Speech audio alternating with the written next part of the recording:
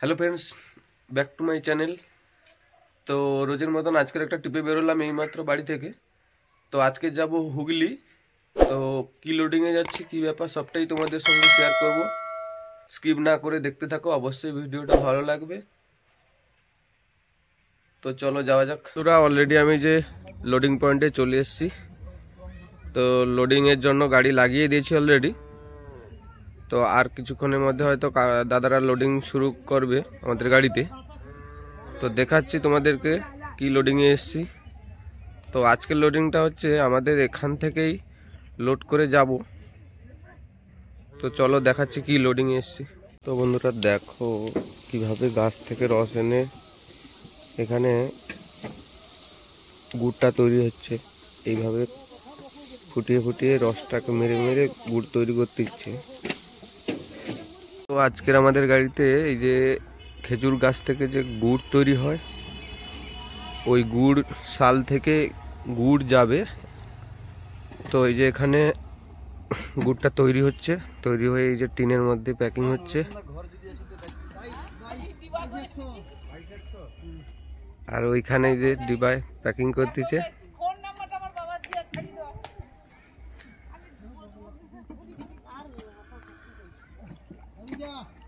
তোমাদেরকে দেখাচ্ছি।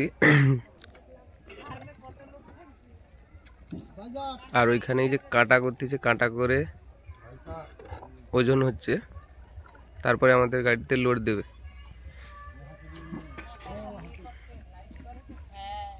তো বন্ধুরা এইমাত্র আমাদের গাড়িতে যে লোড দেওয়া শুরু করলো দাদারা। তো দেখা যাক কতটা টাইম লাগে লোডিং কমপ্লিট করতে।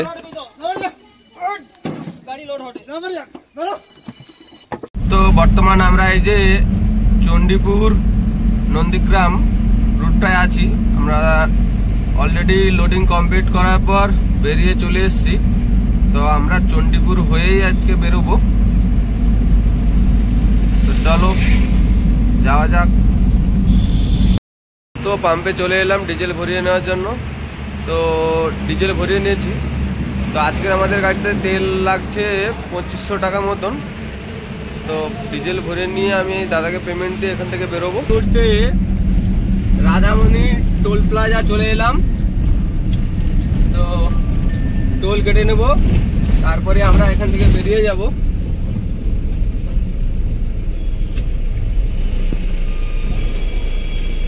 তো আমরা অলরেডি আমতা পেরিয়ে চলে এসেছি। তারপরে এই যে লম্বা জাম লেগে গেছে,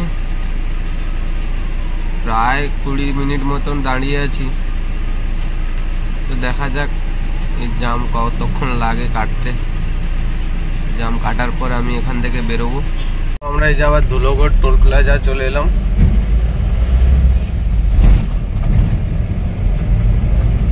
কোনামোড় চলে এলাম। তো আমরা ডানকুনি হয়ে বেরোবো। তো সোজা চলে যাচ্ছে ডানকুনি। অলরেডি আমি আনলোডিং পয়েন্টে চলে এসেছি। তো এইমাত্র এলাম, এসে গাড়ি সাইডে লাগিয়ে দিয়েছি। তো এখন বাজে রাত 10টা। তো পার্টির সঙ্গে কথা বললাম, পার্টির সঙ্গে আগে থেকে কথা হয়েছিল যে গাড়ি খালি করে দেবে সঙ্গে সঙ্গে। কিন্তু এখন কথা বললাম, বলছে এখন খালি করা যাবে না, এত রাত্রে লেবার নেই। তো কি আর করা যাবে, এখানেই আমাকে রাত্রিটা কাটাতে হবে। তো সকাল হলে ফার্স্ট সকালেই খালি করে দেবে বলছে। তো খাওয়া দাওয়া করবো বলে যে চলে এলাম। রুটি নিয়েছি, আর তরকা নিয়েছি, আর সবজি। শুভ সকাল বন্ধুরা। তো সকাল হয়ে গেছে, মুখ হাত ধুয়ে ফ্রেশ ট্রেশ হয়ে এই যে চা খেতে এলাম। তো চা খাওয়া দাওয়ার পর আমি আমার গাড়ির কাছে যাব। তো এখনও আমাদের গাড়ি খালি করা শুরু করেনি, শ্রমিকরা আসেনি এখনও। তো এলেই আমাদের গাড়ি খালি করা শুরু করবে।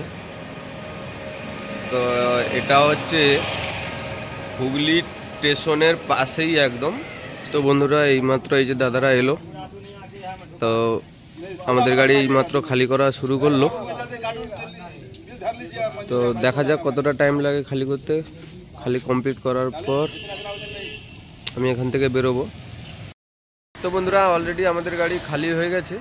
তো পার্টির সঙ্গে কথা বললাম, পার্টি বললো আবার কিছু এখান থেকে মাল যাবে, তো ওগুলো আবার গাড়িতে লোড হবে। তো কি মালটা যাবে সেটা তোমাদেরকে দেখাচ্ছি লোডটা শুরু হলে।